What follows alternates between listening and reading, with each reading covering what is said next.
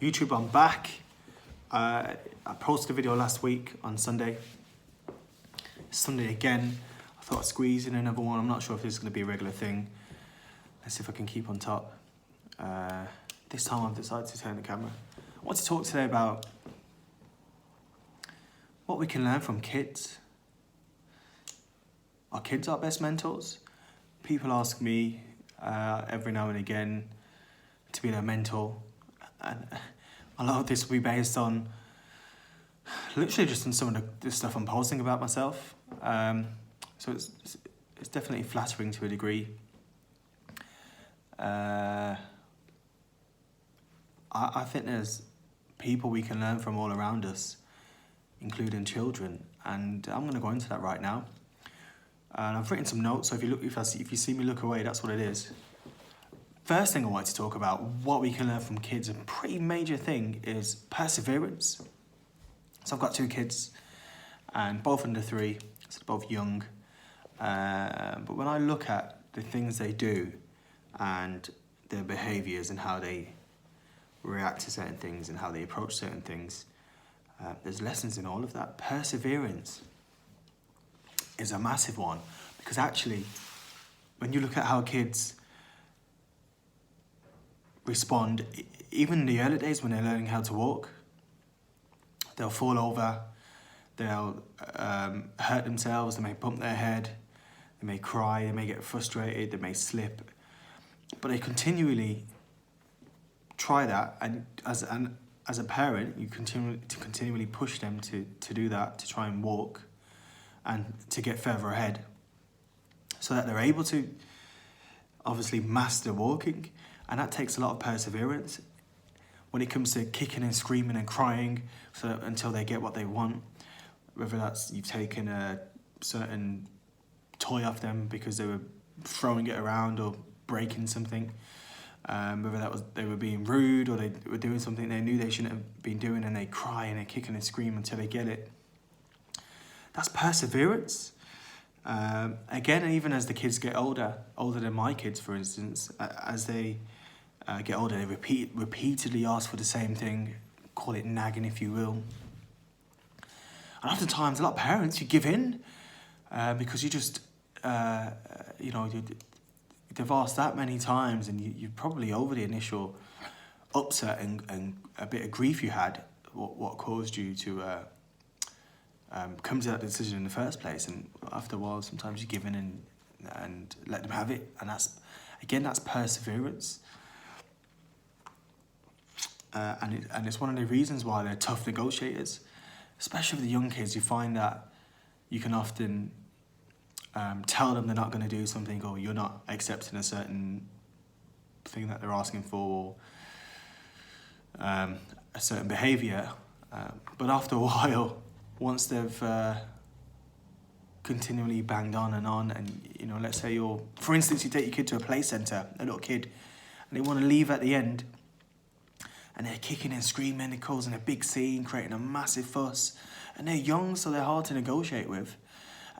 And some parents will say, all right, just one more toy or one more slide, go down the slide, or just 5 more minutes, and that is giving in because of the perseverance and because they're tough negotiators. That's just another one. Number 2, I'm going to try and move through these quickly. These are just some examples I've got. Number 2 is happy. Kids are always happy. Young kids are always trying to find the best laugh, where they can get the biggest thrill in terms of happiness. They're always smiling. And oftentimes, the adults are the ones bringing them down, spoiling all the fun.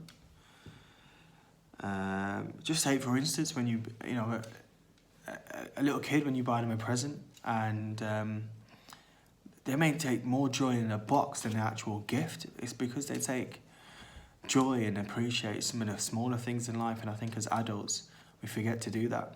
And you can relate that to business, you can relate it to property, you can relate that to your clients in business. It all falls back and it equates to the same thing. And it's a shame, because I think as we get older, a lot of us lose some of these great characteristics and some of these behaviours that kids are known for, which they thrive in. So perseverance, happiness. The next one is kids don't hold grudges. If they've done something you haven't liked and you've punished them for it, so you've sent them to the naughty step, for instance, my kids of that age, so they'll go to the naughty step and be really upset after, and create a massive scene and a massive drama. And once they've had their naughty step time and the rest of it, and they're really upset, 5 minutes later, they'll be back to normal. They'll be your best friend, trying to hug you and play with you and the rest of it. And that happens over and over and over because kids do not hold grudges. And I think as adults, a lot of us let past experiences with that specific person or past experiences with other people hold us back. And it's damaging. I think it's more damaging for the person that holds the grudge than it is for the person that made that person feel that way. That's a massive lesson, just letting things go and not taking things personally and feeling comfortable and confident enough in yourself that you can let things go and you don't let things affect you like that.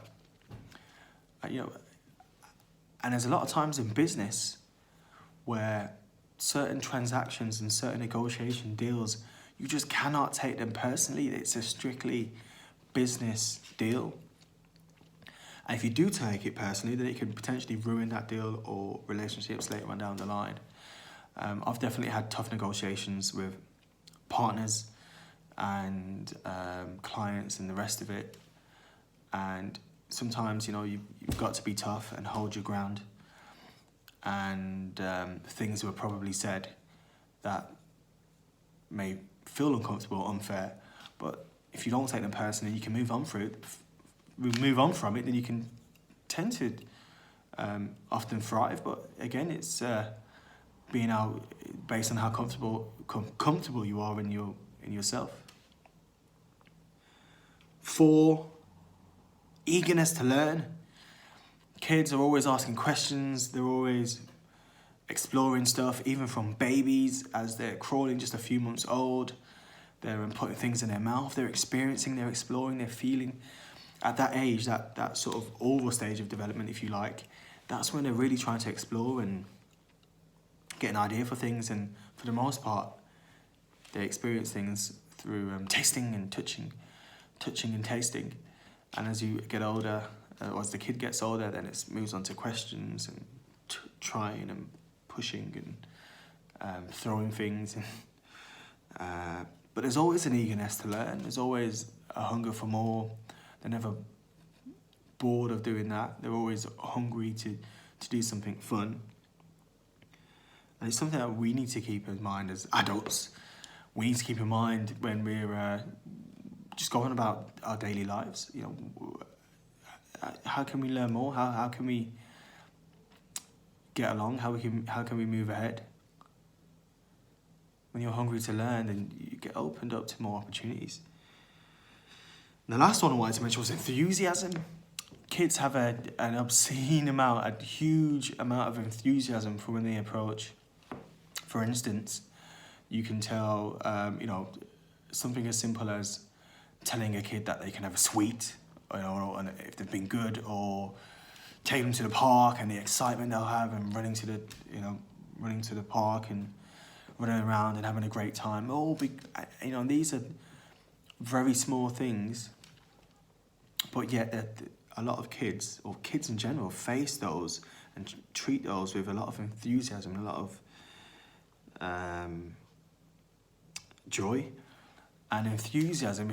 As adults, as we grow up, as enthusiasm, if we approached the same things we do in that kind of approach, then we'd have better relationships, a better work environment for those leading businesses.